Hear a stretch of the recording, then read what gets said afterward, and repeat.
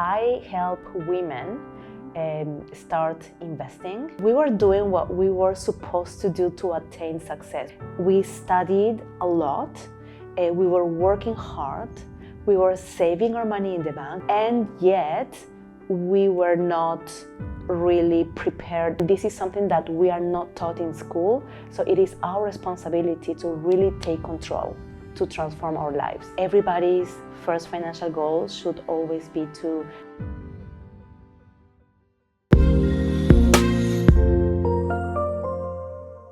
Hello, Project Ultimate Lifers. We have Malu here today, who is going to be sharing her journey on how she became a financial coach and how she's impacting amazing women's lives along the way. So we met by randomly, I was meeting with Lindsay, my editor, and you happened to be there. And in getting to know you, I thought, man, this woman has an incredible story. It has to be shared. So very exciting episode to come. Malu, what is your background and what set you on this path to becoming a financial coach? First of all, thank you so much for having me. Yes, of course. And so this journey that has been like absolutely crazy really started with a moment in my life where I basically had the need to look for solutions. So it was 2020 and I was pregnant with my third child, and the hotel where I was working was closing due to COVID. And so when I broke the news to my husband, instead of, like the typical reaction of like, wonderful, we're having a baby, it was more like, what are we gonna do right now? Like he's also a chef, and so hospitality, like non-essential business. And so that moment where we saw like a lot of people were like getting laid off, and me coming with like like a like a bun in the oven, was a moment of a lot of stress and of course financial stress, which in the end made me a little bit sad. I was very understanding because I know where he was coming from, but at the same time I thought of the fact that we were doing what we were supposed to do to attain success. We studied a lot, we were working hard, we were saving our money in the bank, like literally everything that we are told to do. And yet we were not really prepared for something like this. And yeah, I mean, definitely like COVID is like it's not like something that happens every now and then. It was something huge, but at the same time, I realized at that moment when I was like, okay, I want to take control because I really want to find out, like, I don't want to struggle. I realized that actually we had nothing in place. Like, we were not having a retirement account. We were not having our kids, like we had some savings for our kids, but it was in the bank.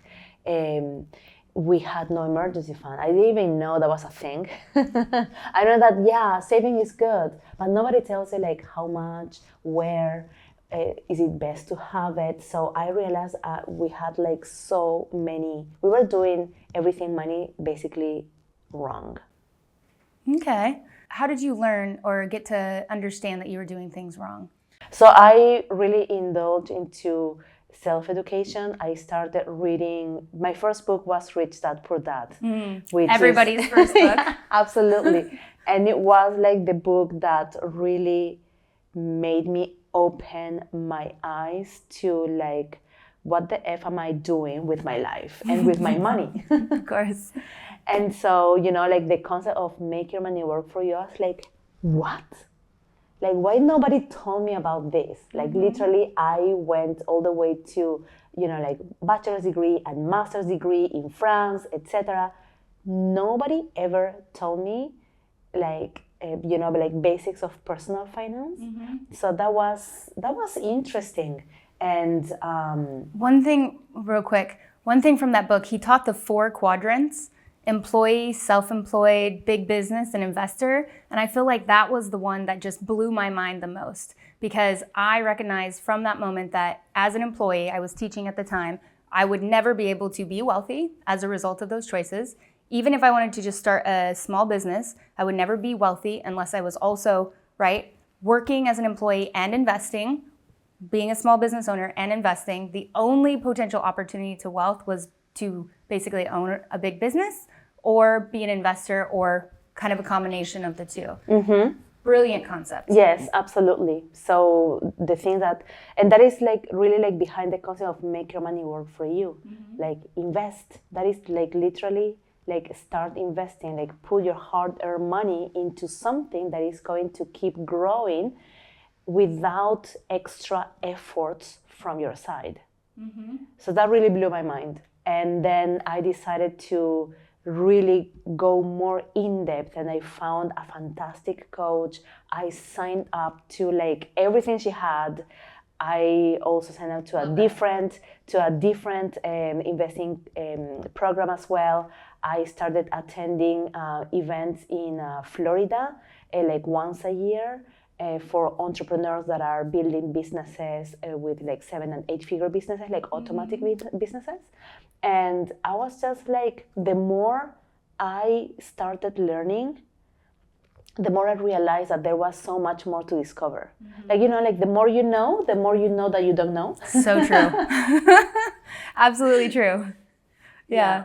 That's why sometimes they say like it's better to just like take action, because you can get caught in the vortex of, you know, learning and discovering all these different things and then trying to put the pieces together. And I think maybe that's what you got from your coach.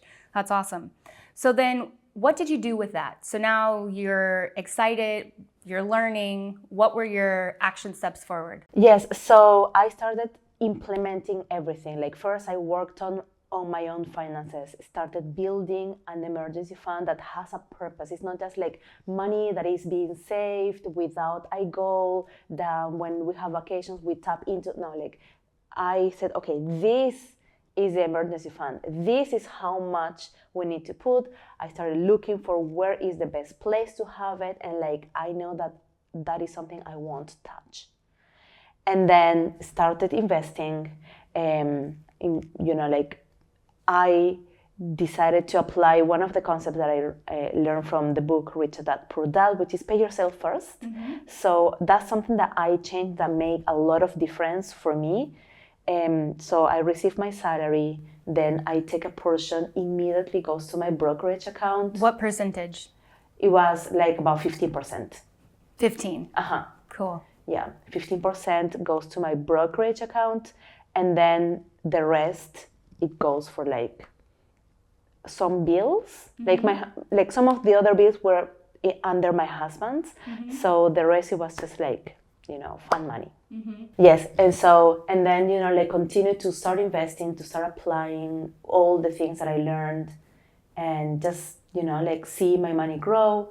I started thinking, how can I increase my income? Because for me, what was important, and I like the way I started this wealth building journey, is that first, I learned how to multiply the money that I was already making. So my salary, it was already like a little snowball. And then it's like adding fuel to the fire, like adding more snow to the ball. I started thinking, how can I increase my income?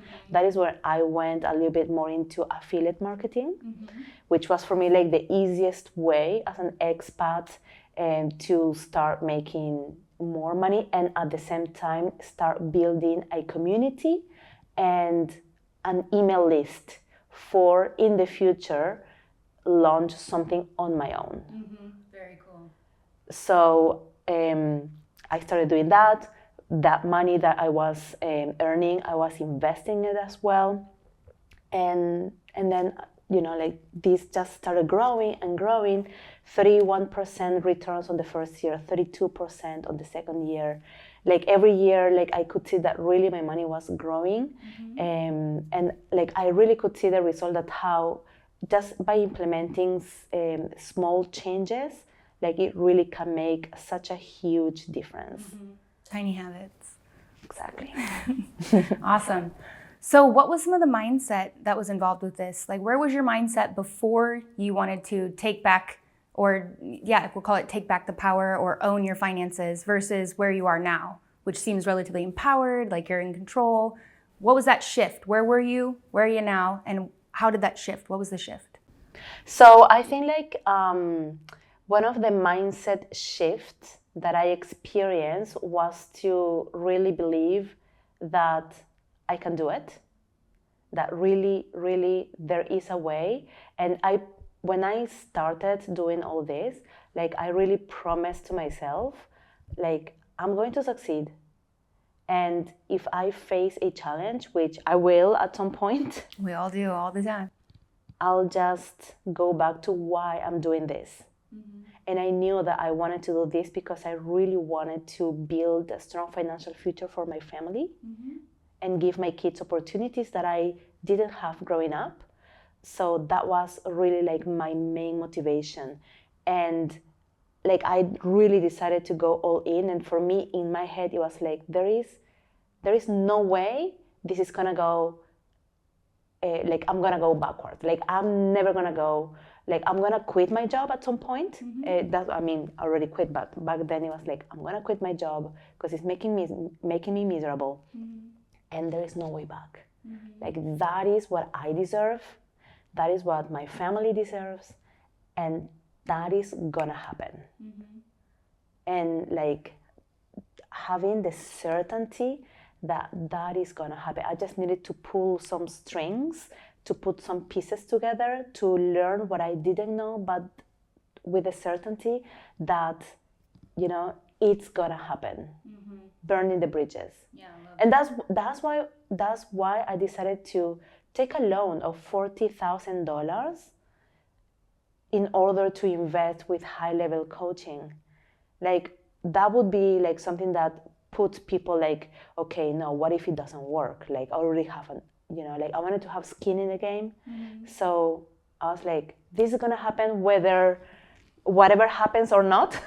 Exactly. This is gonna happen. So I love that concept. I think I shared this with you before, but the idea of burning bridges. When I decided I was going to leave teaching to pursue Project Ultimate Life and building this company, I let my teaching license expire, which is huge, right? Which meant there was no going back to teaching. It's only forward, because I will actually not be able to get another teaching job unless I were to go through the action steps, of course, to renew it. So totally get that. Now, you had mentioned, and don't feel like you have to, answer this exactly, but you said that when you were, younger, you wanted to give your children opportunities that maybe you didn't have. What was finances in the house like? I know a lot of people talk about the saying, money doesn't grow on trees. I know I heard that a lot in my household.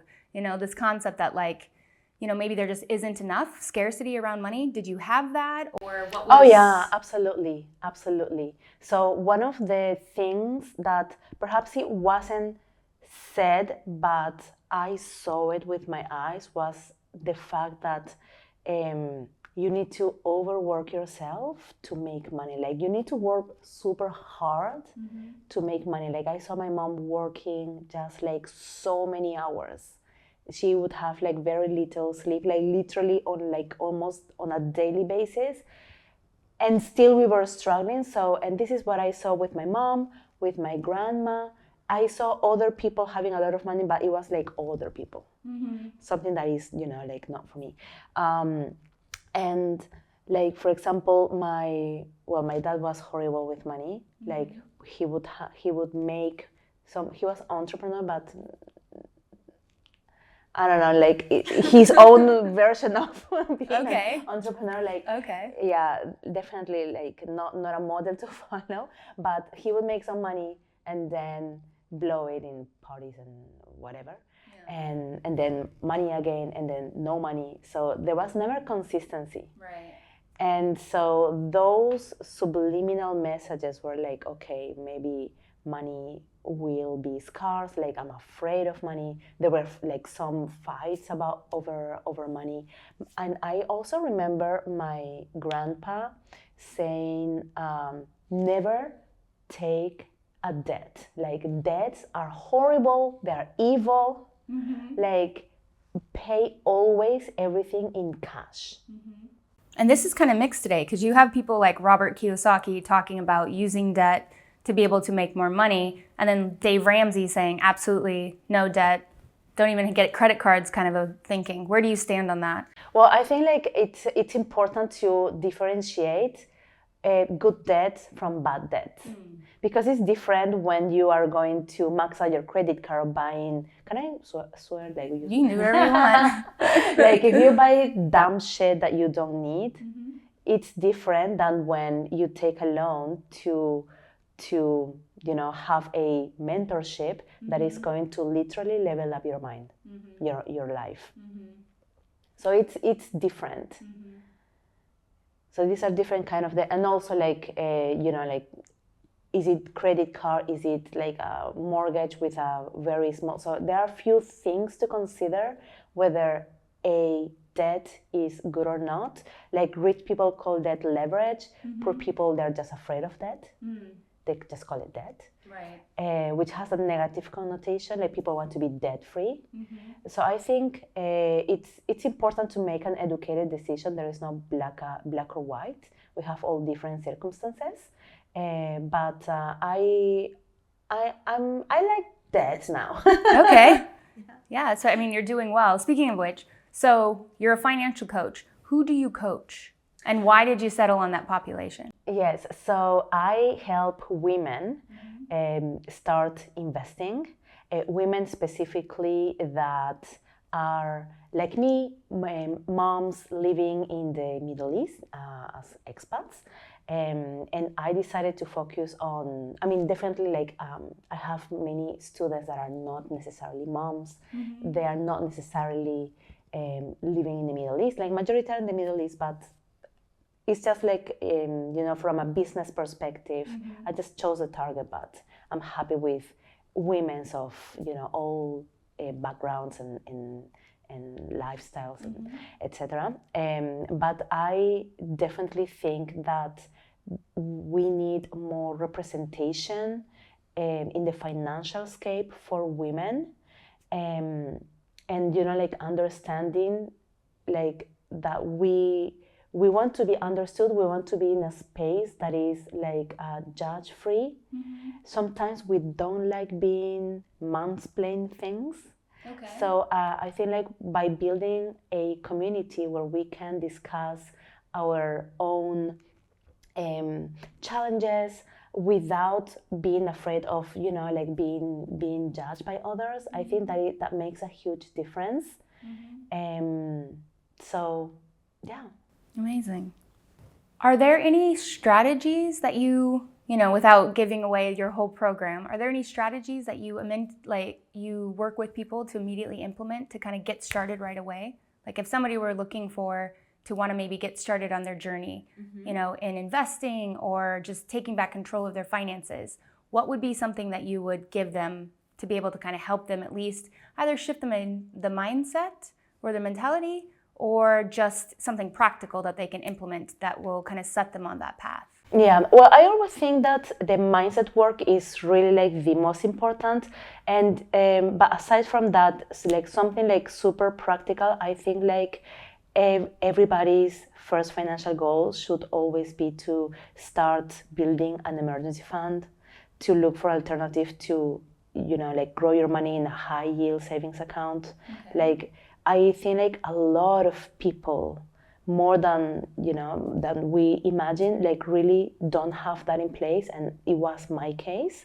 So I think like that is super important, and then like having a strategy to tackle debt if you are in debt, like the bad debt. To what we were discussing. Is my like, how is my debt? Is it good debt? Is it a bad debt? And then learning how to start growing your money through investing, which takes really like understanding what is your risk tolerance, how can I choose assets that really are aligned with your risk tolerance, with your financial goals, with your values, and then just have like the habit of like monthly contributions. As soon as income hits the bank, like I'm having if there is automations that can do it, that you can implement. I know that some options are limited for those who are outside of the US when you have, like US-based brokerages like I do. But if possible, to set automations or just do it by yourself, but really have the discipline of knowing that you are building your financial future. And yeah, I would say that is like one of the most important things to do. Yeah. Do you have, when women are, beginning this and they're like, oh, I want to, there is this kind of natural like side hustle kind of culture. Are there side hustles or things that, you suggest to people to do to maybe give them a little bit of extra income so that they can be more diversified, or is that you don't touch it? Well, within my program, we don't really discuss side hustles. Like we're like, I really focus on like how can you grow your money with with the job that you already have. Like exactly like I think taking one step at a time is important.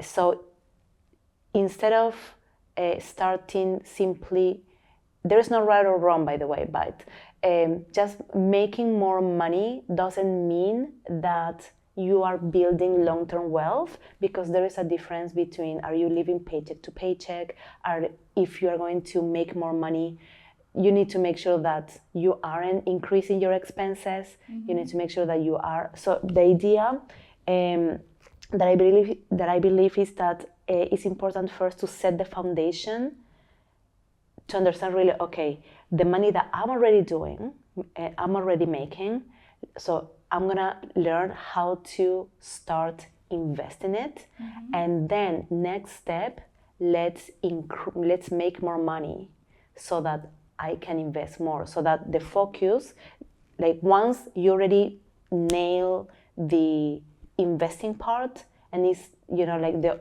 learning curve already, like you are familiar with it, you are confident, you know what you're doing, then you have like more bandwidth to think about how can I make more money. Yep, I agree.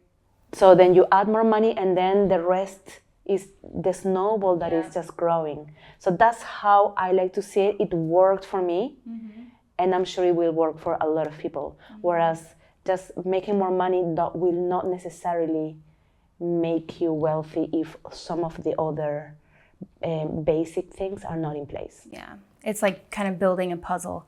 It gets really exciting as you're like starting to build, but man, when you're looking at those 1,000 pieces and you don't have 100 of them down, it can be a little overwhelming. Okay, is there anything else you kind of feel? Do you have a favorite quote that kind of sells this idea of take back control of your money, or, Oh, I haven't thought if I have a favorite quote. Well, I guess the last quote that I read from Warren Buffett, if you don't learn how to make money while you sleep, you will always have to work until you die. Okay. And it sounds a little bit harsh, but it's actually so true. And it gives you the idea of like having to like realizing that there is a difference between having passive income and active income. And sometimes we are exposed, we think like active income is the only type of income that there is. So that gives you like a little bit more of perspective, like how can I make my active income and put it somewhere that will generate passive income for me in the future, so that one day I can stop working for money, working for my active income, and I can, be financially free. What would you say to somebody who's at the start of their journey, to just kind of give them a little pep talk or inspire them to want to get started? I would say that it is worth to pay attention to your financial life, because like literally it is that is the fuel for other areas of your life. So you want better health, like you need more money. Like if you need to go under special treatment, surgery or whatever, you need more money. You want good education, it takes money. You want better relationship, maybe you want a relationships coach. But a lot of times like we don't grow in different areas because there is not enough money. So I think like when you focus on something, it grows. You know, if you give your energy, your time on any area of your life, it will grow. And so money really has this power to elevate your life on so many levels. So, and this is something that we are not taught in school. So it is our responsibility to really take control, to transform our lives, like really transform our entire life from the financial perspective. If someone wanted to work with you, what's the best way that they would get a hold of you? Yeah, so I created an amazing masterclass that walks people through what it takes to go from zero to like become a confident investor. And that it can be like, I'm gonna share with you the link that perhaps you can put it like on your description. It's a 90 minutes masterclass, and towards the end I explain, if they want to take a step further, how they can join my community of amazing women that are kicking us in the taking names. Yes, and really like investing and making the money work for them. Awesome. What is your Instagram handle? Is This Mama Invests. This Mama Invests. Yes. Awesome. Love that. Thank you very much. It was lovely to have you. Thank you so much.